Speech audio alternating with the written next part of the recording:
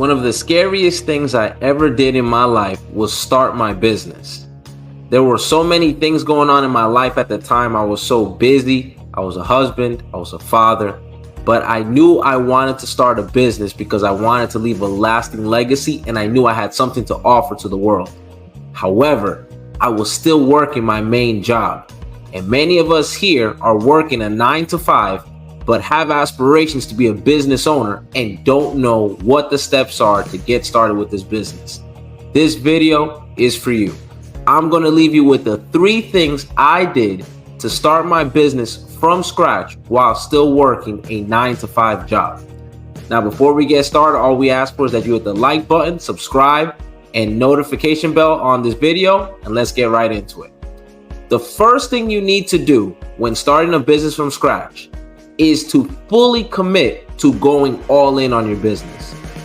You have to be fully ready to do whatever it takes to get it from scratch. You have to remember, the majority of your energy right now is being given to your main job. Your energy, your thought process, your effort is going to your main job. Secondly, going to your family. So most of your energy and time is being consumed about 70 to 80, maybe even 90% of your time to those 2 things. There's only a little bit left. So with that little left that you have of energy and time, you have to be willing to give the rest of it all out to your business. Number 2, create a schedule to keep yourself on pace in building your business. Now, what does that mean?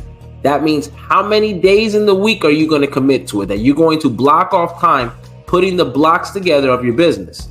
How many hours are you going to commit to on those days that you're going to take to work on your business? Side note, you have to remember, most of your time is spent on the 2 factors, your main job and your family. So the time remaining is during times that you're probably doing things that you probably also need to be doing, such as sleeping. I remember in my life, when I was starting my business, I was going to start working on my business after my family fell asleep. So my time for starting my business was around 10:30 or 11 o'clock at night. And I would be in it, working, putting the pieces together, committing to it on the days that I had scheduled for myself up until 2, sometimes 3 in the morning. And then I would go to the gym at 4:30 in the morning. Was I tired the next day? Of course I was. And was I pushing through at work, exhausted as I was? Of course I was. But I knew I wanted to start this business because I knew it was of value to the world and it would be a lasting legacy for my family. So you put the schedule together, and going back to point 1, you have to be fully committed to going all in on your business. But the biggest piece of advice I can give you is point number 3.